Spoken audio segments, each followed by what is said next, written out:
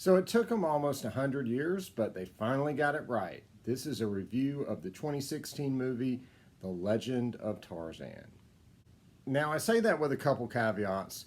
I still wouldn't consider this the best movie based on a Burroughs property. That would still go to the amazing John Carter movie, which if you haven't seen it, I highly recommend. However, I think this is a really strong second.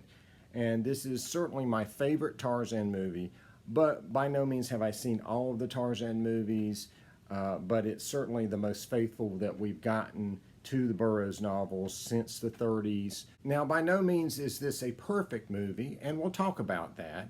And as much as I enjoyed it, I did, leave it, after I saw it in theaters, a little disappointed that there were some things that didn't make it into the movie, and we'll talk about that as well.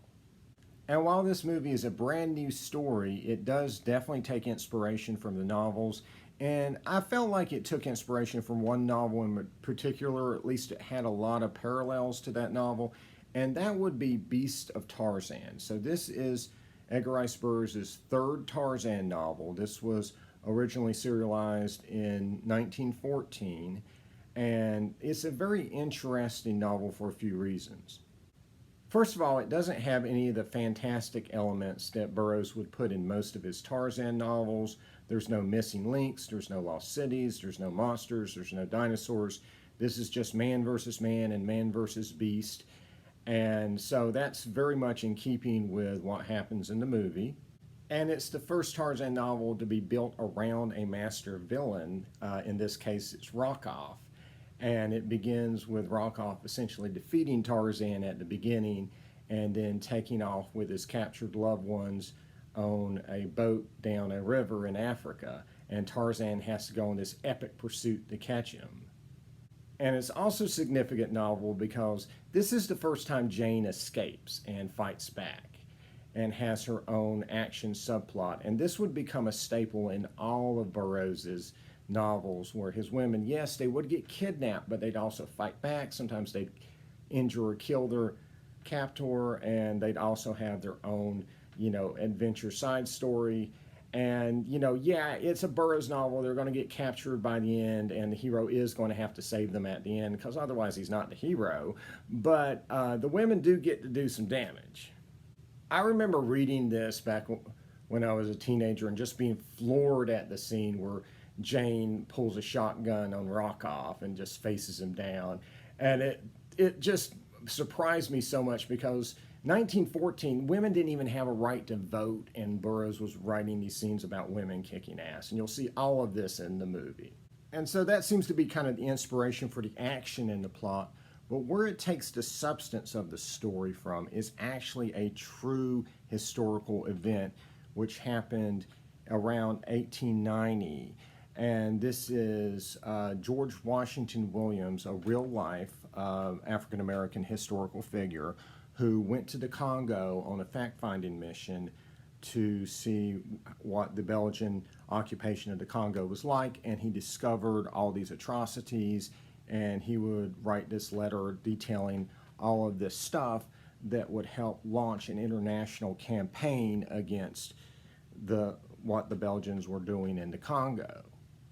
And so this movie is a fictionalized take on that. So the fictionalized version is that George Washington Williams teams up with Tarzan and discovers this immediate evil plan to take over the Congo by the Belgians and foils it while he's down there, and then writes his letter in 1890 that basically turns the world against what Belgians were doing in the Congo.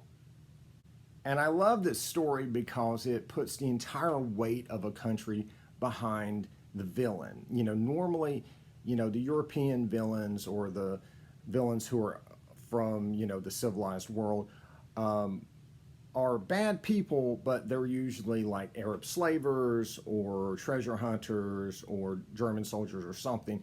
They don't have like this epic, like, we're going to conquer the entire country sort of feel to them. And this let them do that kind of story, that type of epic Hollywood movie sort of story, in a way that fits in with the feel of a Burroughs novel.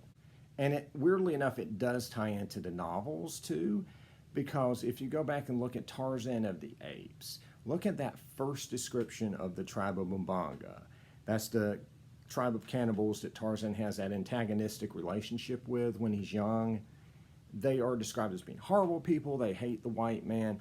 But one of the big reasons for that is that they were persecuted by King Leopold and were victims of that brutal colonization of the Congo, which it categorically defines as evil. And that is because of the work of John Washington Williams decades earlier, that a writer like Edgar Rice Burroughs felt comfortable putting something like that in a pop culture novel like Tarzan. So Tarzan in this movie is fantastic. I'm not even going to bother trying to slaughter the guy's name who plays him, but he is amazing. He knocks this out of the ballpark, and he really captures Tarzan from the novels very, very well. He's articulate, he's intelligent, fierce, savage, badass, just everything I want in Tarzan. This guy knocks it out of the ballpark. And there's also a lot of tributes to the movies in there as well. So, Samuel Jackson says, "Me Tarzan, you Jane," which of course is a reference to Johnny Westmuller Tarzan. There is a reference to Tarzan walking on his knuckles when he's young, which is of course from the Disney movies. There is a use of his ability to mimic animals, which comes from Greystoke. And during the train scene where they have the evidence of the atrocities in the Congo, they tell the Kuba that, if something happens to him, to get that evidence to Tarzan's grandfather in London. And I think that may be a nod to Greystoke, because, that's the only place I could find Tarzan actually having a grandfather. So that's kind of cool. And let's talk about Jane while we're at it. I mean, my God, I think Margaret Robbie is the best Jane ever. She so captures the toughness of a Burroughs heroine. She just has that really sharp, cutting wit she uses against the villains. It's just so wonderful. She's tough. The villains know she's dangerous, which is just straight out of the novels. And she frees herself, she escapes. The only thing is, I don't feel like she got to kick enough ass. I feel like she could have done a little bit more damage. I would have loved to have seen her, pull the shotgun on the villain and stuff. But, you can't have everything. It is a movie with limited time. But I honestly could have watched Jane just the entire time. They could have just done the whole movie on Jane and I would have been content. Now, this is still this movie's version of these characters. There's still major changes from the novels. Tarzan and Jane meet in a different way, which I think works very well, and basically gets them to the same point. It serves the same function. But the biggest change is probably their relationship between Africa and Europe. So in the novels, and most of the comics and stuff, it's usually portrayed as Jane likes civilization in Europe and Tarzan wants to go live in the jungle. Here it's reversed, and that's very interesting. I think it works here. Tarzan is shown as, kind of being so traumatized by the things that happened in Africa that he wants to just throw that all away and try to be Lord Greystoke and be in London. So while we're at it, let's talk about the great Samuel L. Jackson as George Washington Williams in this movie. So I think he did a fantastic job. I think this was a great choice for a character for this movie.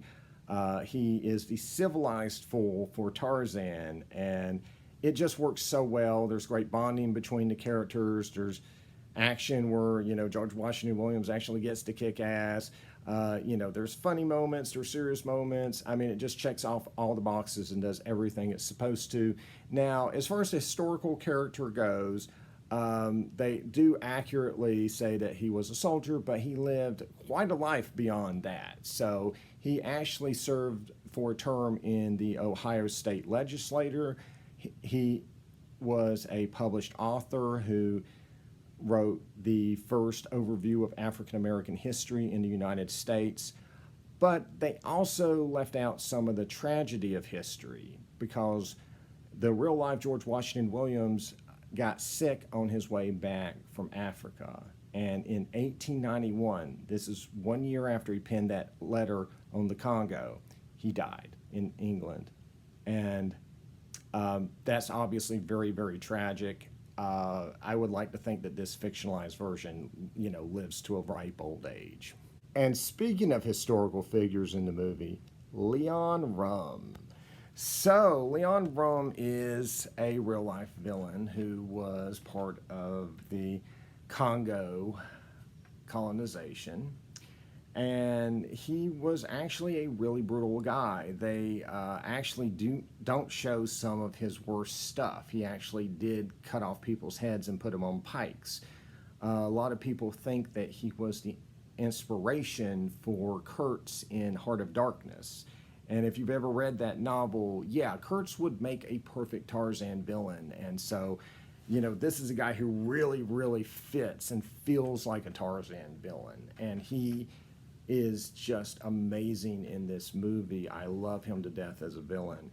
He really has that presence that, I feel like Rockoff would have had, if they ever made a movie like Beast of Tarzan. He just has that bigger than life villain presence. He's cunning, he can be kind of charismatic, but always menacing, always kind of oozing that kind of danger about him. And I really like the fact that they gave him this unique fighting technique that actually let him plausibly be a menace to Tarzan at the end of the movie. It let him actually, go toe to toe and almost kill Tarzan, at the end, which is pretty cool. And he does differ, of course, from the historical Leon Rum, who did live for many years after he is shown as meeting his grisly demise in the movie. And the Wazari are in there, the tribe that Tarzan befriends, and in the novels he becomes their chief. And they're called the Kuba in here, but we know it's the Wazari because their chief is named Muvaro, and that is the name of the Wazari's chief in the novels. They are named after a real-life tribe in the Congo. I wish they would have kept the name Wazari, but it doesn't matter. Whatever you call them, they were portrayed very well here. It was a joy to see them. I do wish they had been used at the end, though. I mean, we see them, kind of celebrating the victory over the villains, but it seems weird because they didn't get to participate in the battle to defeat the villains. And it seems like there was more than enough to go around that the tribes in Africa could have participated in that final battle. That seems like such a missed opportunity. We could have had, a big final battle similar to, what you saw at the end of Black Panther. I got a feeling it feels like something they probably just ran out of time or budget to do, but at least they were in the movie, And so let's flip that coin and talk about the villainous tribe of Mbonga. So Mbonga was never that particularly developed of a villain in the novels. He appeared like one time, in the first novel, and, was basically there as an antagonistic cataclysm for stuff to happen. It was the tribe of Mbonga was there to kill Kala and kidnap people and stuff like that. Here, they're basically kind of the B villain of the movie. They're kind of the secondary villain that kind of ties things together. And I think it works really well. Mbonga here is portrayed in a sympathetic light, or what I interpret as a sympathetic light. Now, we can debate over what he was doing in that opening scene. He does slaughter all of Leon Rum's men.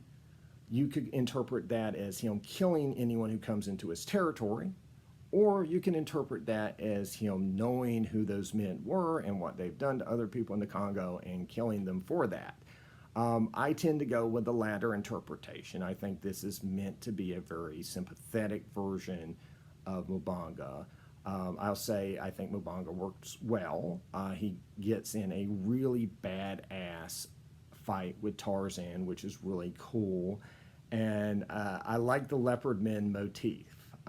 He is not a leopard man. They do not say they are leopard men, which is good because leopard men were real historic villains who were a cult of cannibalistic killers. So we wouldn't want to make them sympathetic, right? But I think the motif, though, looks really, really cool. And I think the thing that's always drawn me to the idea of the leopard men in the novels is just this idea of this cool looking jungle tribe that could go toe to toe with Tarzan in a fight. And that's exactly what we got.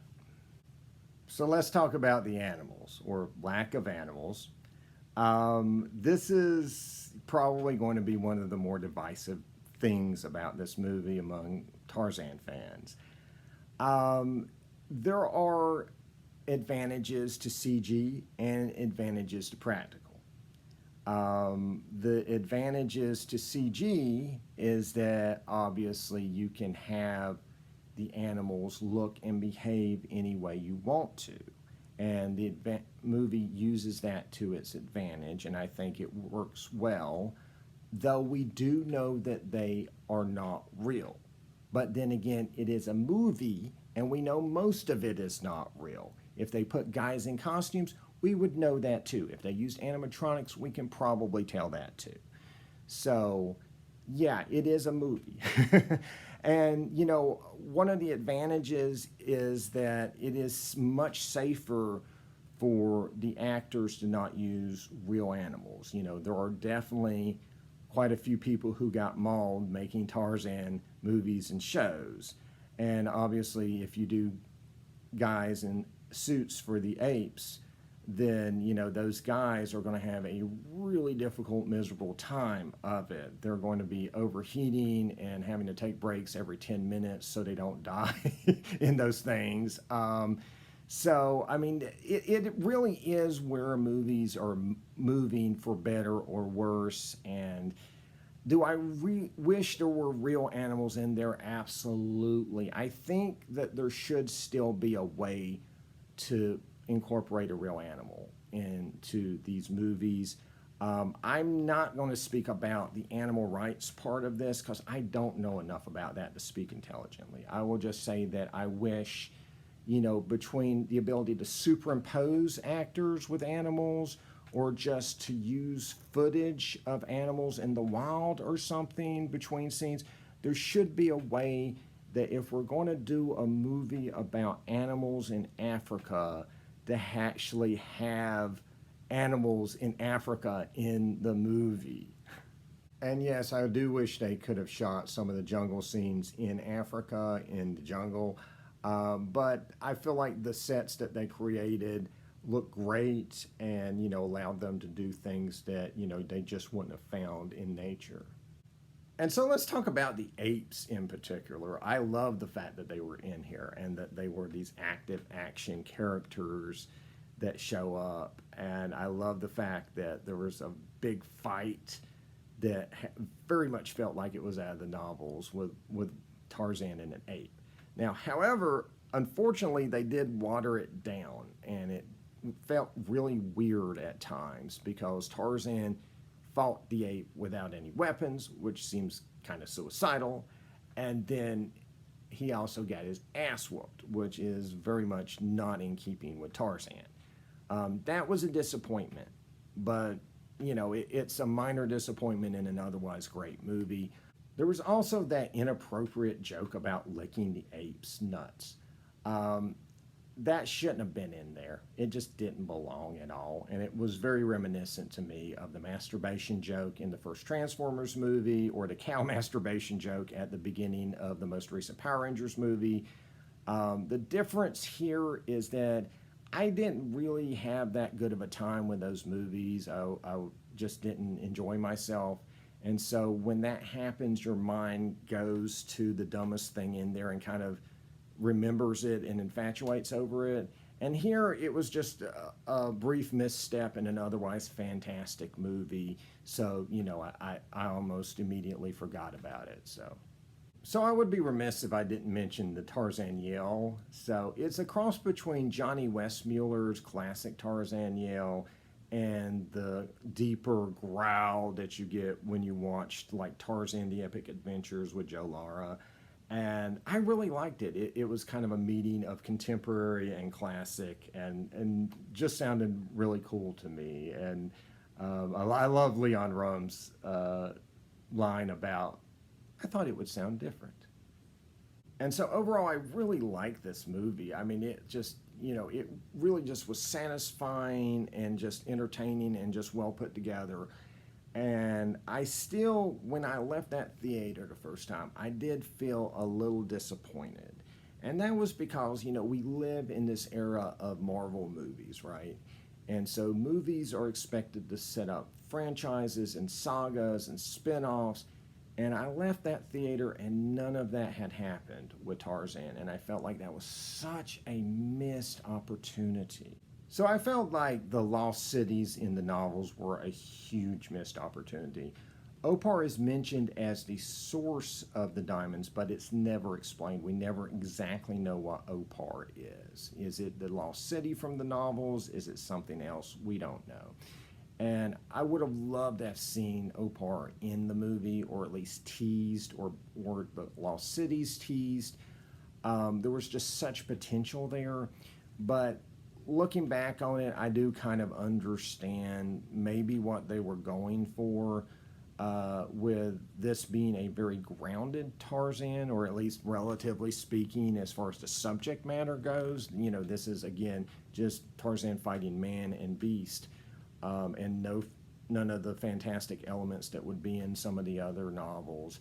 That they may have felt like that would have taken us out of that. And I can kind of understand that if that was the thinking. Or they may have been thinking that they didn't want to tease movies that may never get made, which of course is what happened. We never got a sequel to this movie. And so why did this movie not have a sequel? It is not because people didn't watch it or didn't like it. It actually exceeded box office expectations. It pulled in $356 million internationally, which is a pretty good chunk of change. However, like John Carter or Solo or so many other movies, it just costs too much to make for how many people went to see it. So it cost $180 million to make.